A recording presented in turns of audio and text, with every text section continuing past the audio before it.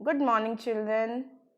I know you all are working very hard and thank you so much for your hard work and coordination. Study well, take care of yourself as well as your family. So, dear students, in our previous video, we have discussed NCERT chapter 1 in text question answers. Chapter 1 of our biology, the fundamental unit of life. So, today we are going to discuss chapter and exercise. So our first question is, make a comparison and write down ways in which plant cell are different from animal cell. So we have to differentiate between plant cell and animal cell. So you can see the diagram of plant cell and animal cell. Let me show you in your textbook. So this is the diagram of a plant cell. So in plants, a cell wall is present. In animal cells, they do not have a cell wall. You can see cell wall in the plant cell. Plant cell have large size vacuole. Vacuole is marked with yellow color. You can see the vacuole, and nucleus is present towards the periphery. Towards the periphery means towards the corner. Now plant cell also contain chloroplast, while chloroplast is absent in animal cell. Okay, plant cells are generally larger in size. Their size is large compared to animal cells, and plant cell, they do not change their shape. If we talk about animal cell, so this is the diagram of animal cell. This do not have a cell wall. The animal cell is only surrounded by cell membrane. Plant cell में cell wall होती है, animal cell में cell membrane होती है, outer most covering.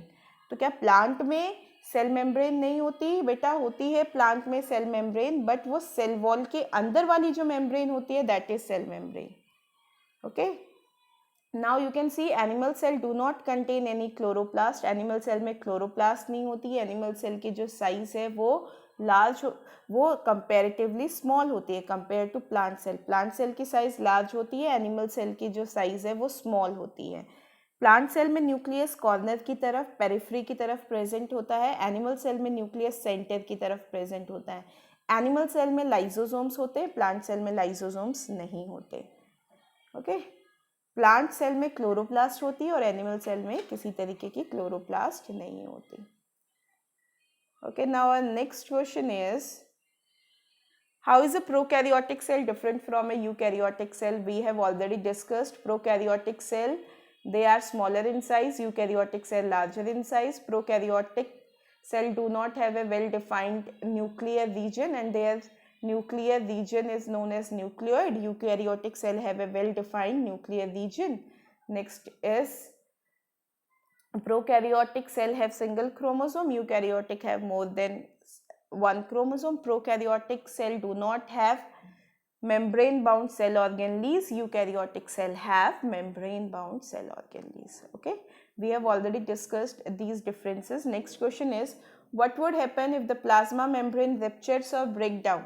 Cell की outer most covering है animal cell की plasma membrane. अगर किसी भी सेल की प्लाज्मा मेम्ब्रेन रप्चर और ब्रेक डाउन हो गई तो क्या होगा? मैंने आपको फिजिकल ऑर्गेनाइजेशन वाला जो क्वेश्चन करवाया था, सेल की फिजिकल ऑर्गेनाइजेशन डिस्ट्रॉय हो जाएगी, तब क्या होगा? तो सेम जो है उसी से मिलता जुलता ये क्वेश्चन है बेटा. आपका जो रूम है उसकी जो वॉल्स हैं वो प्लाज्मा मेम्ब्रेन की तरह काम कर रही हैं. तो ये वॉल्स आपको एक्सटर्नल एनवायरनमेंट से प्रोटेक्ट करके रखती हैं. ओके, जो धूप है, जो बारिश है या बाहर का जो भी टेम्परेचर है उससे आपको ये वॉल्स प्रोटेक्ट कर रही है एक्सटर्नल एनवायरनमेंट से. The same way plasma membrane जो है सेल के इंटरनल कंटेंट को एक्सटर्नल एनवायरनमेंट से प्रोटेक्ट करके रखती है. अगर प्लाज्मा मेम्ब्रेन ही रप्चर हो गई तो वो इंटरनल कंटेंट सेल का जो है वो प्रोटेक्टेड नहीं रहेगा और सेल क्या हो जाएगा? डैमेज हो जाएगा और डेड हो जाएगा. Next question is, what would happen to the life of a cell if there was no Golgi apparatus? Golgi apparatus, Golgi bodies, Golgi complex important cell organelles हैं. So what is the function of Golgi apparatus? Packing, modification, dispatching and secretion. तो अगर किसी cell की Golgi apparatus ही नहीं है तो उसके अंदर पैकिंग नहीं होगा, डिस्पैचिंग नहीं होगा, मॉडिफिकेशन नहीं होगा, सिक्रीशन नहीं होगा. इन शॉर्ट जो भी गोल्गी अपैरेटस के फंक्शन है सेल वो परफॉर्म नहीं कर पाएगा. Next question is, which cell organelle is known as powerhouse of the cell. Why? Mitochondria is known as powerhouse of the cell. powerhouse से क्या मिलता है? एनर्जी मिलता है ना. तो जो फूड आपने खाया उस फूड को आपका डाइजेस्टिव सिस्टम जो है कॉम्प्लेक्स से सिंपल फॉर्म में ब्रेक कर देता है, और वो सिंपलर फूड आपका ब्लड एब्जॉर्ब करता है और हर एक सेल को सप्लाई कर देता है. अब हर एक सेल की साइटोप्लाज्म और माइटोकॉन्ड्रिया में ऑक्सीजन की प्रेजेंस में उस फूड का ब्रेकडाउन होना स्टार्ट होता है. सो जो ग्लूकोज है, आपने जो कार्बोहाइड्रेट्स खाई थी फूड में, आपके डाइजेस्टिव सिस्टम ने उसको ग्लूकोज में कन्वर्ट कर दिया. Now glucose is absorbed by the blood and transported to each and every cell. अब हर एक सेल की माइटोकॉन्ड्रिया के अंदर उस ग्लूकोज का ब्रेकडाउन हो रहा है, और ग्लूकोज के ब्रेकडाउन से क्या रिलीज हो रही है? Energy. So which cell organelle is known as powerhouse of the cell? Mitochondria is known as powerhouse of the cell. Why? Oxidative breakdown of food. Oxidative means in the presence of oxygen. So oxidative breakdown of food takes place in the mitochondria. So it is known as powerhouse of the cell. So mitochondria में क्या release हुई? Energy release हुई. किस form में release हुई? ATP. Okay. Adenosine triphosphate. Full form of ATP is adenosine triphosphate. Next question is, where do the lipids and protein constituting the cell membrane get synthesized? Lipids are synthesized by smooth endoplasmic reticulum, or proteins are synthesized by ribosomes. Ribosomes are present on rough endoplasmic reticulum. So lipids synthesized by SER, smooth endoplasmic reticulum. Protein synthesized by RER, rough endoplasmic reticulum. How does an amoeba obtain its food? Our next question is, amoeba अपना food जो है वो कैसे obtain करता है? तो बेटा ये बहुत इंटरेस्टिंग प्रोसेस है. अमीबा की जो सेल मेम्ब्रेन है, we call it as pseudopodia. The word pseudo means false, podia means feet. So what is the meaning of pseudopodia? False feet. So amoeba अपनी सेल मेम्ब्रेन सूडोपोडिया को extend करता है, और जो food vacuole है, जो भी फूड उसको दिखाई देता है, फूड पार्टिकल उसको दिखाई देता है, उस फूड पार्टिकल को वो अपने सूडोपोडिया को एक्सटेंड करके अंदर ले लेता है. अब वो फूड वैक्यूल की फॉर्म में आ जाता है, और इस प्रोसेस को हम कहते हैं endocytosis. Okay, so it is given in your NCERT text book. Let me show you. So by the process of endocytosis amoeba, yes, this is given in the page number 60. You can see the last paragraph. The flexibility of cell membrane also enable the cell to engulf in food. Engulf का मतलब होता है intake of food and other material from its external environment. Such process are known as endocytosis. Endo means inside. So food is moving inside. Cytosis means cell. Amoeba acquires its food through such process. तो amoeba कौन से process से अपना food लेता है? Endocytosis process से. कैसे लिया? अमीबा की जो प्लाज्मा मेम्ब्रेन है, जो सेल मेम्ब्रेन है, we call it as pseudopodia. Pseudopodia को एक्सटेंड करके उसने अपना फूड एनगल्फ किया.